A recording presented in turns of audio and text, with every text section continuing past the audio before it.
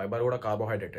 అసలు మనకు ఫైబర్ లో viscous fibre and non viscous fibre అనేది ఉంటుంది. In the sense soluble and non soluble. If మన బ్లడ్ స్ట్రీమ్ లోకి అది సాల్యుబుల్ అయింది అనుకోండి, ఇన్ ది సెన్స్ డైజెస్ట్ అయింది అనుకోండి, కొలెస్ట్రాల్ లెవెల్స్ అనేవి రెడ్యూస్ చేస్తుంది. ఇఫ్ మనం ఫైబర్ అరగంది తీసుకున్నాం అనుకోండి, in the sense non soluble, అది మన గట్ హెల్త్ కి మంచిగా ఉంచుతుంది, ప్రాపర్ గా మైక్రోబియం హెల్త్ ని మంచిగా ఉంచుతుంది, అండ్ బౌల్ మూవ్మెంట్ అనేది మంచిగా వస్తుంది మనకి. అసలు ఫైబర్ అనేది కార్బోహైడ్రేట్ ఎందుకు అన్నారు? నార్మల్ గా మనకి న్యూట్రియంట్స్ ఏమేమి కావాలంటే మైక్రోస్, మ్యాక్రోస్ అంటారు. సో మ్యాక్రోస్ లో కార్బ్స్, ఫ్యాట్స్, ప్రోటీన్స్ అంటారు. అండ్ ఫైబర్ ఎందుకు అన్నారు? ఎందుకంటే ఫైబర్ కూడా పార్ట్ ఆఫ్ ది కార్బోహైడ్రేట్ కాబట్టి. ఎందుకు? ఫైబర్ అనేది ఒక complex structure. In the sense పాలీసాక్రైడ్, more than 10 molecules. Just 1 molecule ఉంటే మోనోసాక్రైడ్ అంటాం, 2 మాలిక్యూల్స్ ఉంటే డైసాక్రైడ్ అంటాం, అండ్ 3 to 10 మాలిక్యూల్స్ ఉంటే ఆలిగోసాక్రైడ్స్ అంటాం, అండ్ మోర్ దాన్ 10 ఉంటే పాలీసాక్రైడ్స్ అంటాం. అందుకనే మనకు ఫైబర్ అరగడానికి కొంచెం కాంప్లికేట్ అవుతా ఉంటుంది మన డైజెస్టివ్ సిస్టమ్. ఫైబర్ ఎందుకు లేట్ గా అరుగుతుంది అంటే అది పాలీసాక్రైడ్ స్ట్రక్చర్ కాబట్టి, ఎక్కువ మాలిక్యూల్స్ తో బైండ్ ఉంటుంది కాబట్టి, దాన్ని బ్రేక్ డౌన్ చేయడానికి చాలా టైం పడుతుంది కాబట్టి. ఐ హోప్ ఈ ఫైబర్ ముచ్చట మీకు అర్థమైంది అనుకుంటానా. ఎవరికైతే తెలియదో మీ దోస్ గానికి సెండ్ చేయండి అండ్ ఫాలో చేయండి.